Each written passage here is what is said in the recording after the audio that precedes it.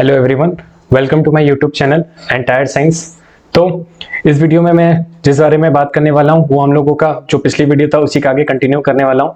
तो इस वीडियो में मैंने बता रखा था कि ये फिजिक्स का कंप्लीट कोर्स प्लेलिस्ट में चलने वाला है। तो इस कंप्लीट कोर्स में मैंने बताया था इलेक्ट्रोस्टैटिक हमारी जो पहली यूनिट है उसके बारे में। तो पिछली वाली वीडियो में मैंने कुछ बेसिक कॉन्सेप्ट डिस्कस किए थे इलेक्ट्रिसिटी से रिलेटेड। तो बेसिक कॉन्सेप्ट जो पिछली वाली वीडियो में उसके आगे मैं कंटिन्यू करने जा रहा हूँ। आज इस वीडियो में मैं बात करूंगा कूलम्ब्स लॉ के बारे में।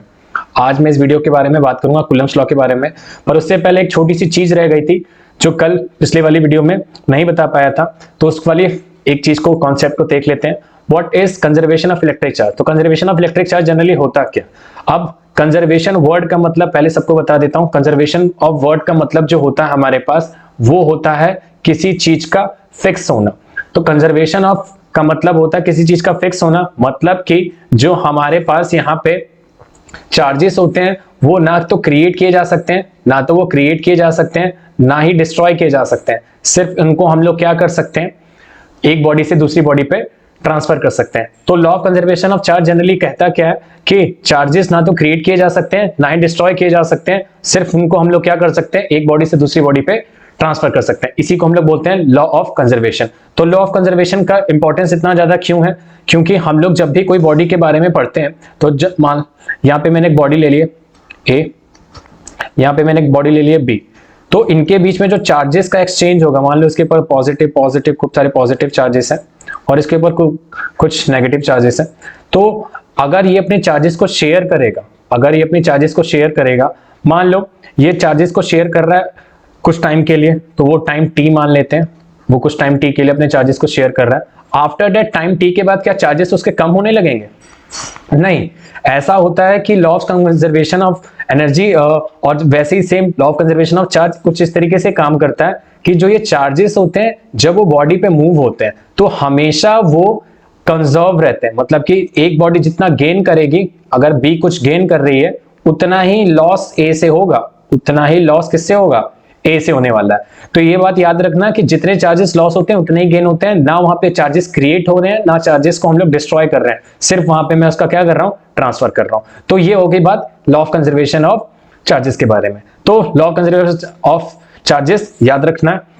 अब बात करते हैं हमारे कूलम्ब्स लॉ के बारे में। अब बता दूं कूलम्ब्स लॉ स्टार्ट करने से पहले कि कूलम्ब्स लॉ काफी इंपॉर्टेंट है, तो इसके ऊपर मैं इंपॉर्टेंट नहीं मोस्ट इंपॉर्टेंट लिखना ज्यादा अच्छा रहेगा, तो सही है, क्योंकि ये बोर्ड्स में भी काफी इंपॉर्टेंट रहता है। दूसरी चीज बोर्ड्स के अलावा भी काफी दूसरे कॉम्पिटिटिव एग्जाम्स में भी इंपॉर्टेंस रखता है। तो इससे रिलेटेड काफी क्वेश्चंस पूछे भी जा चुके हैं बोर्ड्स में, अपकमिंग बोर्ड्स में भी इससे काफी रिलेटेड क्वेश्चंस पूछे जाने वाले हैं। तो इस टॉपिक को थोड़ा ध्यान से समझना। अब यहाँ पे पहली बार एक साइंटिस्ट थे जिनका नाम था कूलम्ब्स। उन्होंने ये बताया कि चार्जेस के बीच में फोर्सेस अप्लाइड होती हैं। चार्जेस के बीच में क्या अप्लाइड होती हैं, फोर्सेस अप्लाइड होती हैं। वो फोर्सेस कैसे अप्लाइड होने वाली हैं, वो फोर्सेस जो अप्लाइड होती हैं वो एक फॉर्मूले के थ्रू उन्होंने उस चीज को डिराइव करके बताया। उन्होंने उस फॉर्मूले के थ्रू उस चीज को डिराइव करके बताया। तो उस फॉर्मूले को देख लेते हैं एक बार, उस फॉर्मूले को एक बार देख लेते हैं। मान लो यहाँ पे मेरे पास कुछ चार्जेस हैं, मान लो यहाँ पे मेरे पास जैसे डायग्राम में दिख रहा है कि मेरे पास दो चार्जेस है, एक चार्ज है, एक ये चार्ज है मेरे पास Q1, एक मैंने एक चार्ज ले लिया Q1 और दूसरा मैंने चार्ज ले लिया Q2। अब मेरे पास दो चार्जेस हैं। हाँ अच्छा, एक और चीज बता देता हूँ, ये चार्ज क्या है। चार्ज मैंने जो पीछे बताया था, यहाँ पे मैंने चार्ज सिर्फ एक इंडिविजुअल दो छोटे छोटे चार्जेस ले लिए। दो मैंने चार्जेस की बात की, एक Q1 और एक दूसरा Q2। अब ये चार्जेस जब निकालते हैं तो ये चार्जेस के पास एक फिनोमिना होता है जिसके वजह से मैंने बताया था कि जब किसी चीज के पास मास होता है, जैसे न्यूटन ने चीज बताई थी ना कि दो मासेस के बीच में जो फोर्स अप्लाइड होती है, उन्होंने ग्रेविटी के थ्रू समझाया था। सेम उसी तरीके से हमारे पास यहां भी ये चीज अप्लाइड होती है, यहां भी इस चीज को हम लोग क्या करते हैं, अप्लाइड करते हैं। तो यहां पे वो क्या होता है, सी, तो दो छोटे छोटे चार्जेस एक दूसरे पे क्या अप्लाइड करते हैं, फोर्स अप्लाइड करते हैं। वो कैसे अप्लाइड करते हैं, मान लो किसी बॉडी के पास मास है, तो न्यूटन ने जो बताया था हमें वो बेसिक कॉन्सेप्ट बताया था मासेस को लेके। मास वन है मेरे पास एक, और एक मेरे पास क्या है, मास 2। तो न्यूटन ने जो बताया था वो G equal to M1, sorry एक मिनट, उन्होंने जो बताया था वो बताया था कि इन दोनों के बीच में जो फोर्स लगेगी जिसको हम लोग ग्रेविटेशन फोर्स बोलते हैं, वो बताया था उन्होंने F equal to G M1 m2 upon r square, उन्होंने इस चीज को बताया था। अब सेम उसी तरीके से कूलम ने क्या किया कि उन्होंने बताया कि दो चार्जेस के बीच में जो फोर्स अप्लाइड होती है वो कितनी होती है।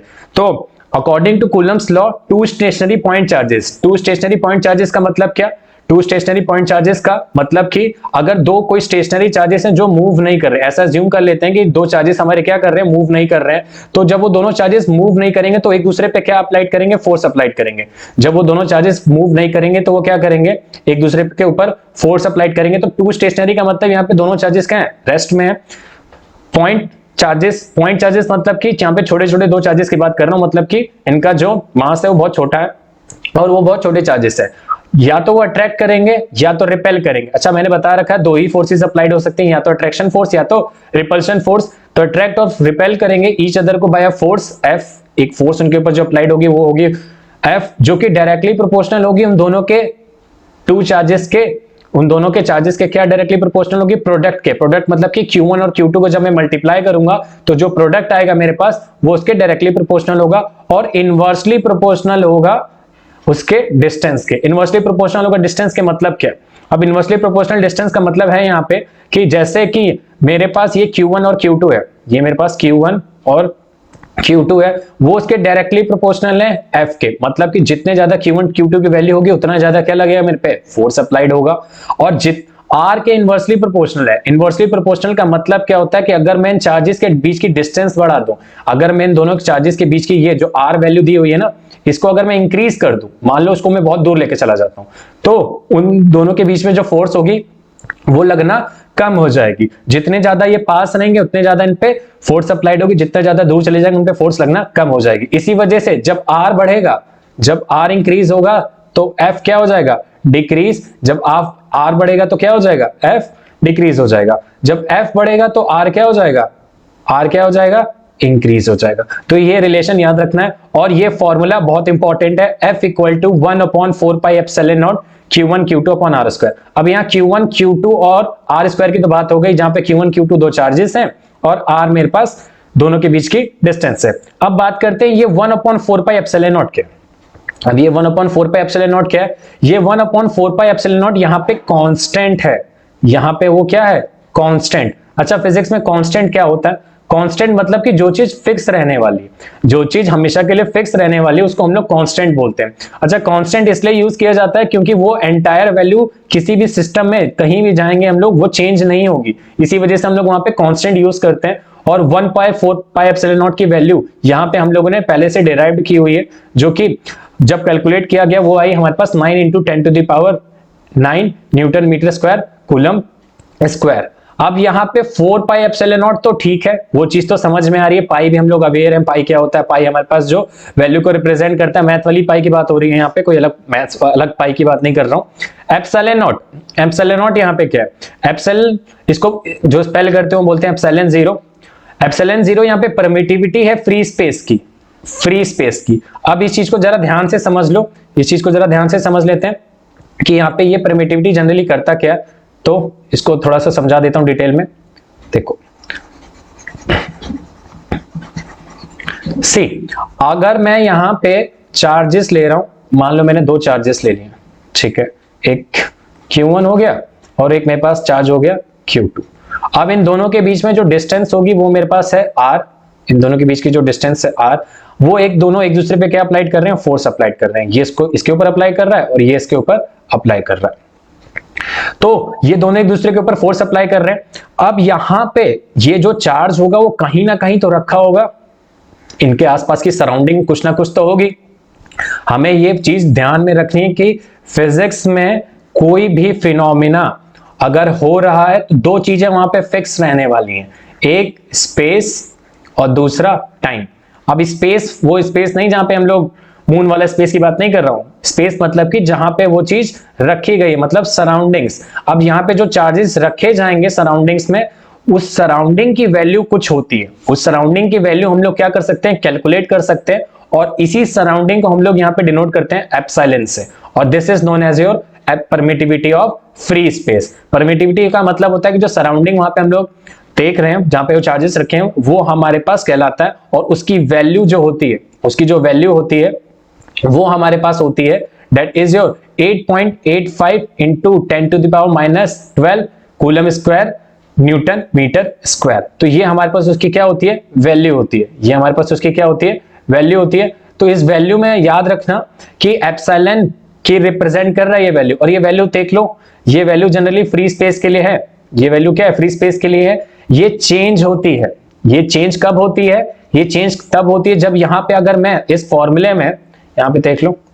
अगर इस फॉर्मूले में मैं यहां पे k लगा दूं, यहां पे मैं क्या लगा दूं, k लगा दूं, तो वो कांस्टेंट हो जाएगा। वो वहां पे मैं क्या यूज कर रहा हूं, k, मतलब कि ये दोनों चार्जेस वाटर में रखे गए हैं, स्पेस में रखे गए हैं, एयर में है या कहीं और है, तो वो k वहां पे रिप्रेजेंट करेगा उस वैल्यू को, वो k वहां पे क्या करेगा, उस वैल्यू को। तो ये याद रखना है यहां तक कि एप्सिलॉन क्या होता है। तो थोड़ा सा ये कॉन्सेप्ट दिमाग में रखना कि एप्सिलॉन क्या है, क्योंकि आगे कई जगह यूज होने वाला है, खास करके इस फॉर्मूले में तो ये अच्छे से क्लियर होना चाहिए। डायमेंशनल एप्सिलॉन नॉट की यहाँ पे क्या होती है, अब स्पेस है तो डायमेंशन होगी जरूर, स्पेस अगर है तो डायमेंशन तो जरूर होनी है। तो इसकी जो डायमेंशन होती है वो होती है m inverse l inverse t four a square. Value ये याद रख लेना, नीट और आईटी स्टूडेंट्स जनरली एग्जाम्स में आ सकता है तुम लोगों के, डायमेंशनल यूनिट्स पूछ सकते हैं वो लोग, तो ये थोड़ा सा कॉन्सेप्ट रखना। आगे चलते हैं।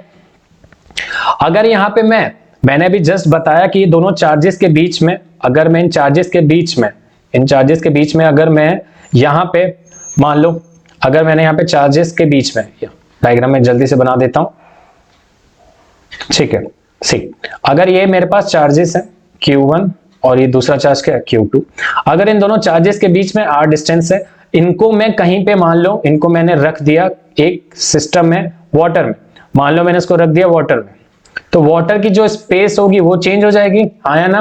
वाटर की स्पेस तो ऑब्वियस सी बात है चेंज होनी है, क्योंकि उसकी वैल्यू वैक्यूम के कंपैरिजन में तो अलग होगी ना, उसकी वैल्यू जो वैक्यूम के कंपैरिजन में होगी वो तो अलग होगी। तो यहाँ पे मेरा जो एप्सिलॉन होगा वो थोड़ा सा चेंज हो जाएगा, यहाँ पे मेरा जो एप्सिलॉन है वो थोड़ा सा चेंज हो जाएगा। तो एप्सिलॉन चेंज होने का रीजन क्या है, क्योंकि वहां पे मैंने मीडियम चेंज कर दिया।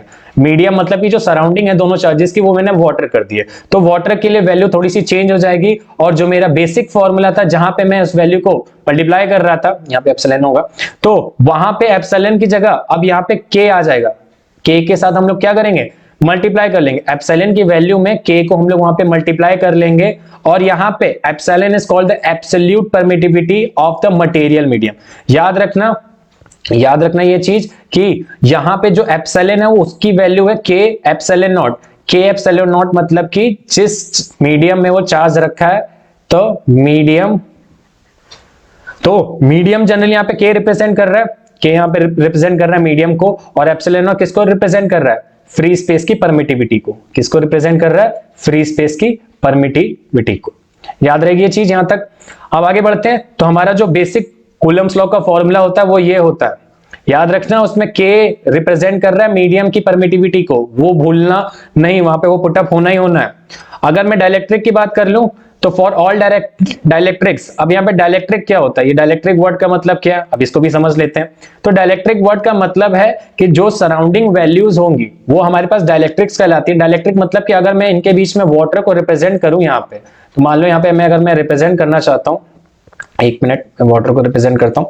तो देखो यहां पे अगर मैं वाटर को रिप्रेजेंट करता हूं इस पे, सी अगर मैं यहां पे वाटर ले रहा हूं, ब्लू से मैंने यहां पे वाटर बना दिया इनके बीच में, तो वो वाटर जो होगा ना वो उसका डाइलेक्ट्रिक कहलाएगा। मतलब कि उन दोनों चार्जेस के बीच में मैंने क्या फिलअप किया है, उन दोनों चार्जेस के बीच में मैंने क्या फिलअप किया है वो उसका डाइलेक्ट्रिक कहलाएगा।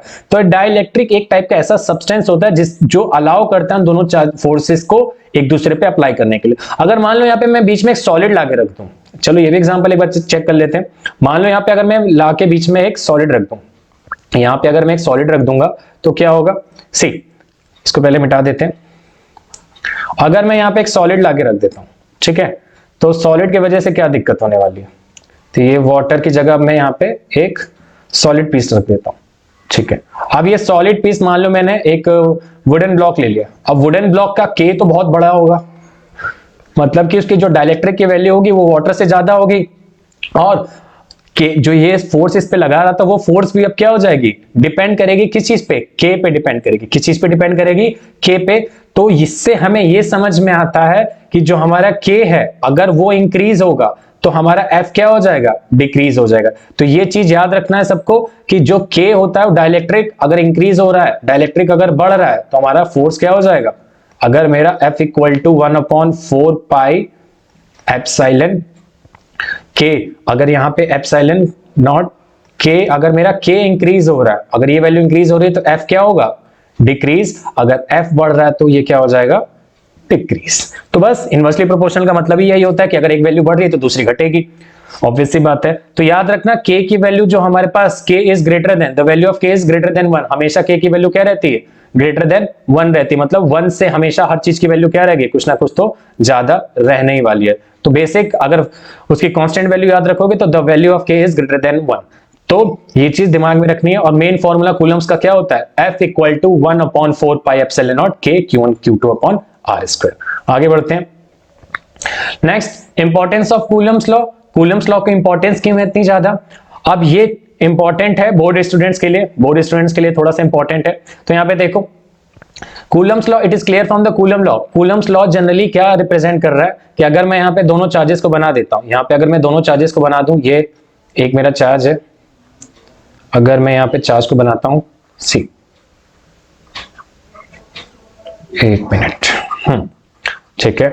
अब यहाँ पे अगर मैं दोनों चार्जेस को बना दूं, एक ये चार्ज और दूसरा मेरे पास ये चार्ज, तो यहाँ पे हो क्या रहा है कि ये इसके ऊपर फोर्स लगा रहा है, ये इसके ऊपर फोर्स लगा रहा है, तो ये F फर्स्ट ऑन सेकेंड और ये क्या फोर्स लगा रहा है इस पे, सेकेंड ऑन फर्स्ट। तो इसको रीड करने का जो तरीका होता है वो होता है फोर्स फर्स्ट ऑन सेकेंड, और ये इसका जो रीड करने का तरीका होता है सेकेंड ऑन फर्स्ट। बीच के डिस्टेंस वही ऑब्वियस सी बात है, कांस्टेंट R हो जाना, R उसकी बीच की डिस्टेंस हो जाएगी। अब यहाँ पे ये एक्शन रिएक्शन के टर्म में काम करता है। जनरली जो मैग्नीट्यूड का टर्म काम करता है वो कुछ इस तरीके से कि जब ये फोर्स Q1 जब इस पे फोर्स अप्लाइड करेगा तो Q2 भी क्या करेगा, उसके ऊपर फोर्स अप्लाइड करेगा।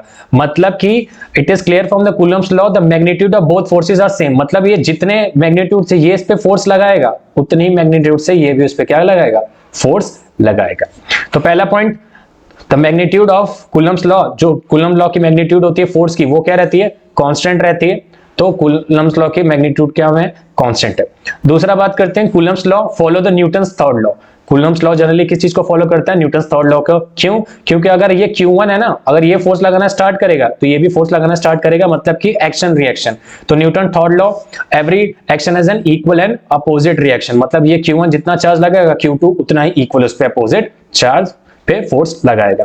Both charges exert equal and opposite forces to each other. याद रखना दोनों charges equal and opposite force लगा रहे हैं, ठीक है। ये एक डायरेक्शन में, ये इसके अपोजिट डायरेक्शन में, इस पे क्या लगाएगा, फोर्स, और दोनों फोर्सेस की जो मैग्नीट्यूड होगी इक्वल होगी।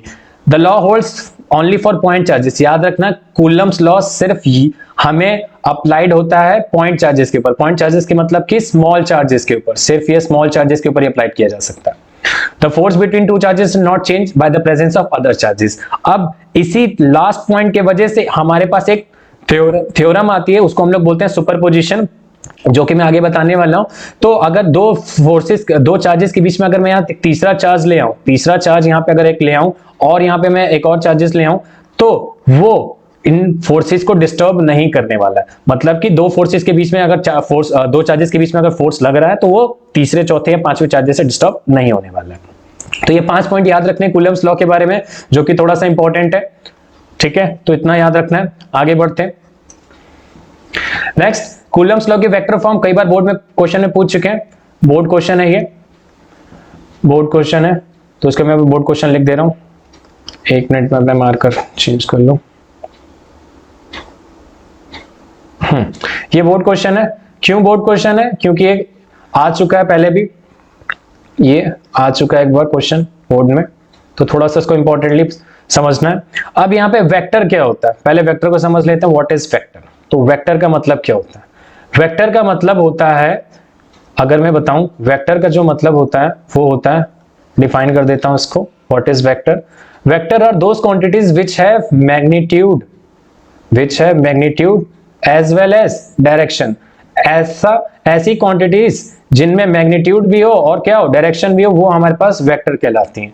मतलब क्या है? मैग्नीट्यूड का मतलब होता है हमारे पास कि जो मैग्नीट्यूड होता है किसी भी, मतलब कि वो फोर्स कितनी उससे लगने वाला, कितनी उसमें कितना ज्यादा मैग्नीट्यूड है, उस फोर्स की कितनी वैल्यू है, उस फोर्स की कितनी वैल्यू है, उसकी मैग्नीट्यूड कहलाती है। और वो किस डायरेक्शन में लगने वाला है, वो किस डायरेक्शन में अप्लाइड होने लगा है, मतलब कि मान लो अगर वो फोर्स इधर लग रही है, ऊपर लग रही है, इधर लग रही है, या किस डायरेक्शन में मूव कर रही है वो उसकी डायरेक्शन। तो ये दोनों चीजें जिस क्वांटिटी में होती हैं वो वेक्टर क्वांटिटी कहलाती है।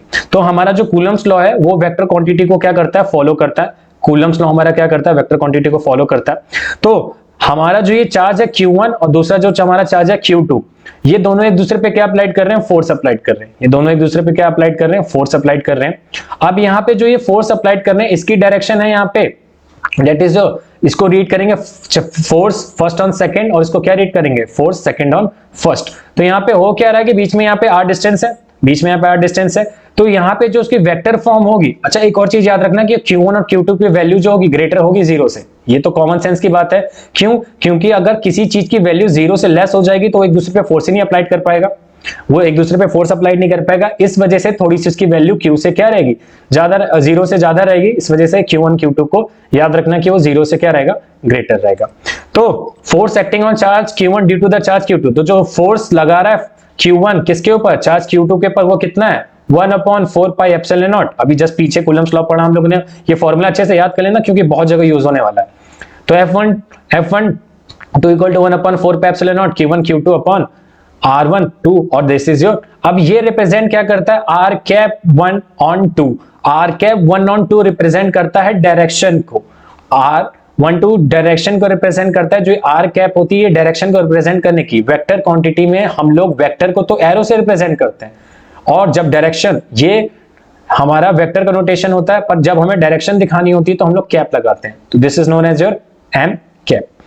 Force acting on charge Q2, similarly जब फोर्स Q2 पे लगेगी चार्ज 1 के वजह से तो सेकंड ऑन फर्स्ट हो जाएगा। यहाँ पे डायरेक्शन पे ध्यान देना है, यहाँ पे सिर्फ डायरेक्शन पे ध्यान देना है। ये तो हमारा हो जाएगा मैग्नीट्यूड, मैग्नीट्यूड तो हमें कूलम्स लॉ बता रहा है, पर वेक्टर क्वांटिटी से हम लोग उसकी क्या निकाल सकते हैं, डायरेक्शन। तो R cap second on first, मतलब कि जो चार्ज 2 है वो पहले पे क्या लगा रहा है, मतलब कि उसकी तरफ वो मूव कर रहा है। और यहाँ पे जो हमारा फोर्स होगा, force second on first and first on second action reaction को फॉलो कर रहा है, जिसके वजह से ये हमारा रिएक्शनरी, मतलब कि अपोजिट फोर्स, ये हमारे पास क्या है, अप्लाइड फोर्स, और ये इसके वजह से क्या है, माइनस। तो याद रखना जितनी फोर्स ये अप्लाइड करेगा उसी की उल्टी मैग्नीट्यूड में। अच्छा ये याद रखना कि जब हम लोग इधर की तरफ जाते हैं तो पॉजिटिव होती है वैल्यू, और जब इधर की तरफ जाते हैं तो क्या हो जाती है, नेगेटिव। तो हमारा जो यहाँ पे ध्यान देखो, डायग्राम में देख लो, जो हमारा Q2 है उधर की तरफ मूव कर रहा है, इस वजह से जो हमारी डायरेक्शन हो जाएगी वो क्या हो जाएगी, F12। तो वेक्टर फॉर्म नोटेशन के साथ याद रखना है, ये इसकी वेक्टर फॉर्म है। अगर एग्जाम में पूछता है तो ये डायग्राम बना कितना लिखना है। बोर्ड स्टूडेंट्स खास करके तुम लोगों को अपने आंसर राइटिंग पे ध्यान देना है। क्यों आंसर राइटिंग में ध्यान देना है, क्योंकि बोर्ड्स में बता दूं, बोर्ड्स का एक राइटिंग पैटर्न होता है, बोर्ड्स राइटिंग एक पैटर्न होता है, तो वो तुम्हें राइटिंग पैटर्न जनरली याद रखना है। बोर्ड्स का राइटिंग पैटर्न तुम लोगों को याद रखना है। क्यों? क्योंकि वो राइटिंग पैटर्न ये डिसाइड करेगा कि आंसर्स कैसे लिखे गए। तो आंसर्स अगर तुम लोग प्रॉपर नहीं लिखोगे तो स्टेप मार्किंग में प्रॉब्लम होगी। अगर 2 नंबर का क्वेश्चन आता है, अगर डायग्राम बनाने की हैबिट डाल लो सभी लोग, अगर क्वेश्चन में या किसी भी डेरिवेशन में किसी कॉन्सेप्ट में डायग्राम है तो डायग्राम मस्ट है, डायग्राम उसका मस्ट है, क्योंकि वो तुम्हारे आंसर को कंप्लीट करता है और उसके साथ ये प्रॉपर लिखना है। तो टिल हियर तो कूलम्स लॉ की वेक्टर फॉर्म अच्छे से आनी चाहिए। सो आज के इस वीडियो में इतना ही, नेक्स्ट वीडियो में हम लोग इसके आगे बात करेंगे। तो टिल हियर थैंक यू। अगर किसी को कोई डाउट हो कमेंट सेक्शन में मेंशन कर सकता है, या तो मेरे ईमेल आईडी पे मुझे मेंशन कर सकता है,